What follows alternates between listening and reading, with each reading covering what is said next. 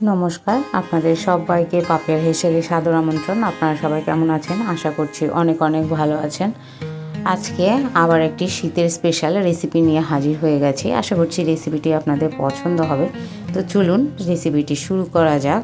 প্রথমে এখানে আমি মৌরলা মাছ নিয়েছি। সেটা কেটে ধুয়ে পরিষ্কার করে নেবার পরে মাছটাতে আমি সামান্য পরিমাণে একটুখানি হলুদ আর পরিমাণ মতন লবণ দিয়ে এটাকে মাখিয়ে নেব।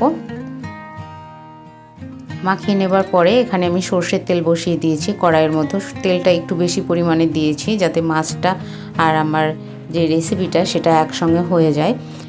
তো তেলটা গরম হয়ে যাওয়ার পরে আমি মাছগুলোকে দিয়ে দিলাম, দিয়ে বেশ কুড়মুড়ে করে ভেজে তুলে নেব।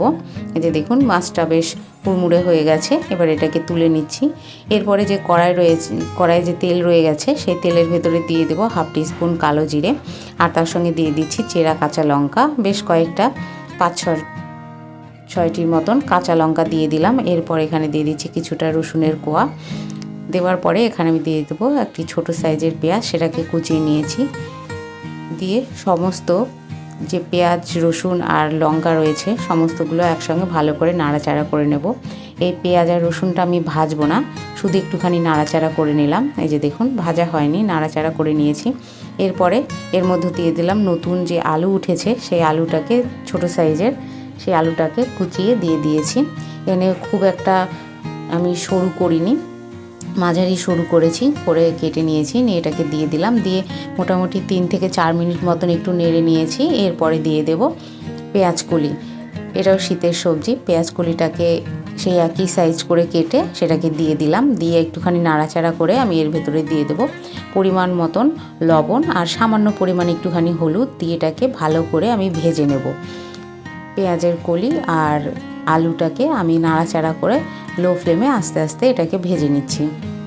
মোটামুটি ভাজা হয়ে এসছে। এই যে দেখুন কালারটাও চেঞ্জ হয়ে গেছে।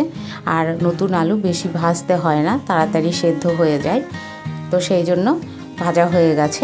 এরপরে আমি এর মধ্যে দিয়ে দিলাম চুনো মাছটাকে, মৌরলা মাছটা। দেওয়ার পরে আমি সামান্য পরিমাণে জল দিয়ে একটুখানি ফুটিয়ে নামিয়ে নিলে রেডি হয়ে যাবে আলু পেঁয়াজ কলি দিয়ে মৌরলা মাছের চচ্চড়ি। শীতের স্পেশাল এই রেসিপিটি আপনারা বাড়িতে খুব সহজে বানিয়ে নিতে পারেন কোনো মশলা ছাড়াই। আর গরম গরম ভাতের সঙ্গে এই শীতের দুপুরে দারুণ লাগবে খেতে।